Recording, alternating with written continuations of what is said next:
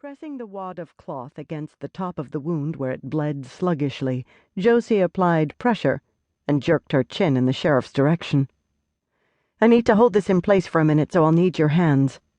You're going to take her rear paws in one hand and the front in the other and gently roll her over so I can check her other side.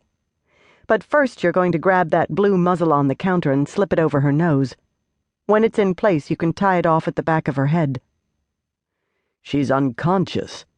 I don't think she's in any condition to take a chunk out of me." "I don't care," Josie cut in. "You just brought me a critically injured adult female timber wolf.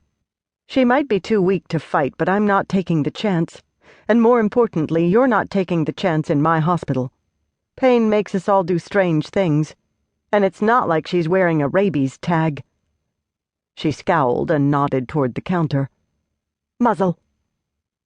The sheriff obeyed, and since she didn't have time to wonder how he felt about it, Josie couldn't have cared less whether or not his macho sensibilities had tinged his movements with reluctance.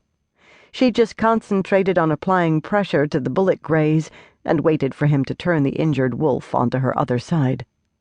A quick assessment when he did revealed a few scratches, but nothing that looked nearly as serious as the wound she'd already seen. She nodded. "Okay, back over." When he had the animal resettled, she grabbed his right hand and pressed it down on the gauze packing.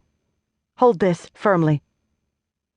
He didn't bother to protest, and Josie didn't bother to mention that she didn't care for being stared at, especially not when the injured animal opened her eyes and fixed Josie with a steady amber gaze.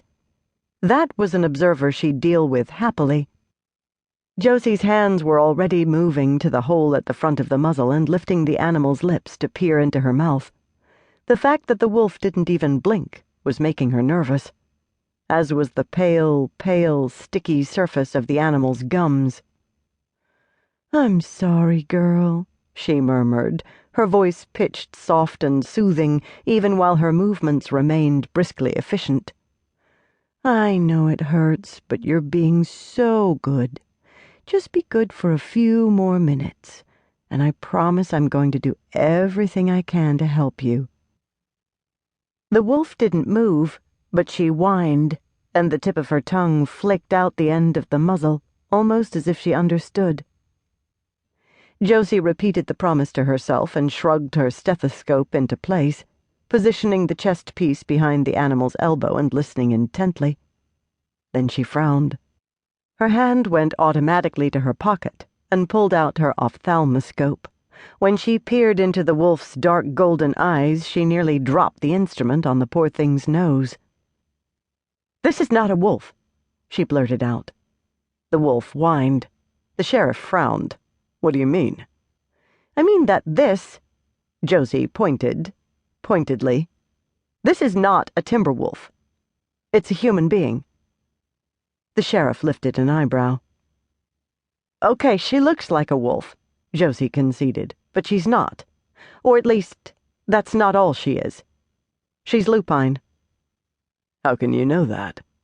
"Because I went to school for 4 years and did another 6 months of internship and 3 years of residency to learn how to identify and treat members of canine species.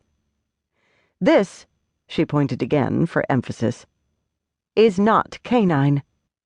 She only has a partial tapetum lucidum." "Tapa who?" "A reflective layer of tissue behind the retina that helps to reflect light and enhance night vision. In canines, the tapetum lucidum lines the entire back of the eye's lens. Hers is concentrated just around the fovea. If she were a wolf, that would be really not natural." The sheriff shrugged. "Okay, I'll take your word for it. But I don't think it matters all that much. She's still hurt, and you're still a doctor, so how about you give a comparative anatomy lesson later and just patch her up right now?" "Didn't you hear me? She's human. I'm an animal doctor.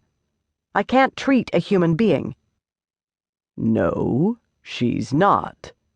She's lupine, but at the moment she's got more physically in common with Mr. Potter's Springer Spaniel than with Mr. Potter." He spoke slowly, as if she needed extra time for comprehension, as if she hadn't graduated.